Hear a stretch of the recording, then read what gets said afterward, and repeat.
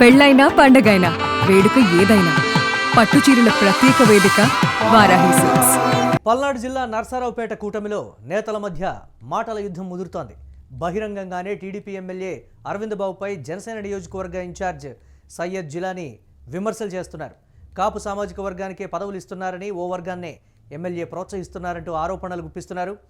జనసేన నేతలకు ప్రాధాన్యత ఇవ్వడం లేదని జిలానీ కామెంట్ చేశారు. కూటమి ధర్మాన్ని ఎమ్మెల్యే పట్టించుకోవడం లేదంటూ మండిపడ్డారు. జనసేన ఆరోపణలపై ఇప్పటివరకు టీడీపీ నేతలు ఖండించలేదు. తన కోసం టీడీపీ నేతలు మాట్లాడకపోవడంపై ఎమ్మెల్యే అసంతృప్తి వ్యక్తం చేస్తున్నారు. కాపు సామాజిక వర్గం కోసం ఎమ్మెల్యే పనిచేస్తున్నారని జనసేనలాగే టీడీపీలోని ఓ వర్గం నేతలు అసంతృప్తి వ్యక్తం చేస్తున్నట్లుగా సమాచారం. ఇక ఎమ్మెల్యేకు మద్దతుగా బీజేపీ కాపు నేతలు నిలిచారు.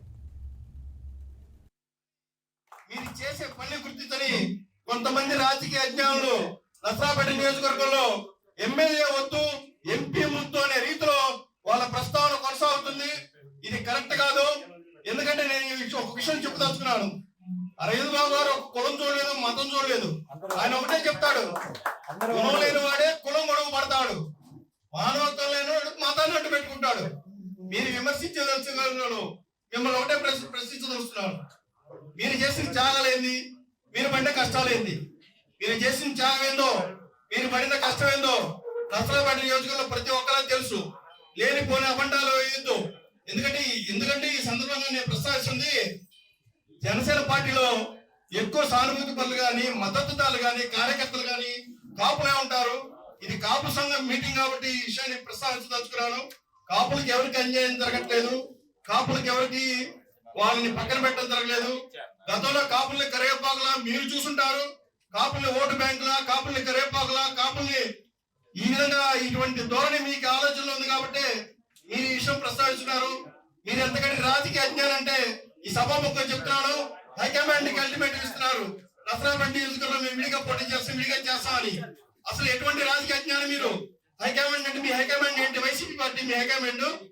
జనసేన పార్టీ అయితే మీరు ఆ మాట మాట్లాడరు, కూటమిలో ఉంది.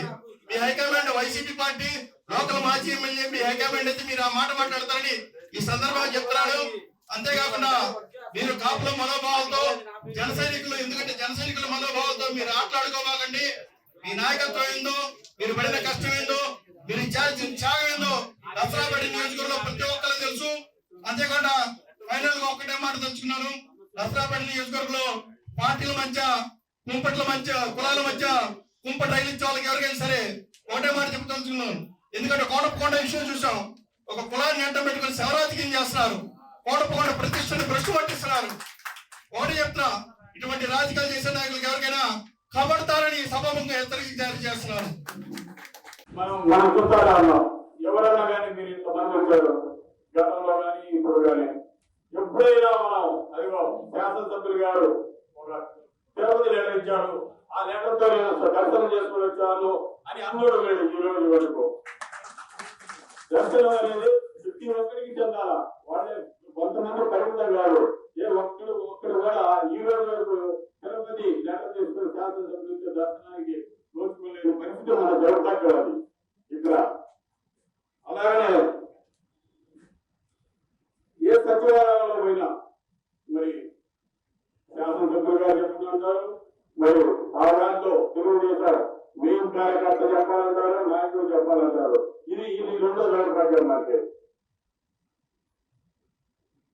ప్రతి ఒక్క డిపార్ట్మెంట్ లో డబ్బిస్తే అన్ని అయిపోతాయి. అలా అయిపోయింది నష్టపడి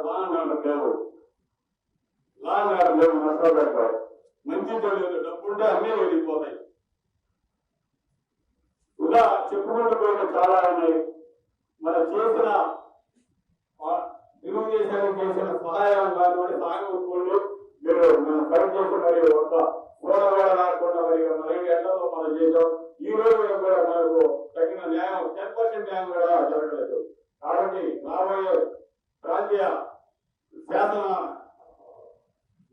స్థానిక సంస్థల్లో మరి రాబోతున్నాయి. ఒక 3-4 నెలల్లోనే స్థానిక సంస్థ మున్సిపాలిటీ కానివ్వండి, మరి అలాగే జడ్పీ కానివ్వండి, పంచాయతీలు కానివ్వండి, తప్పనిసరిగా ప్రతి నర్సారావుపేటలో ఎన్ని వార్డులు అయితే అన్ని వాటిని నామినేషన్ తప్పనిసరిగా వేయాల్సిందే. మనం చెప్తాము, ఎవరు ఏమీ చేయలేరు. అది గుర్తుపెట్టుకోవాల్సిన మాట.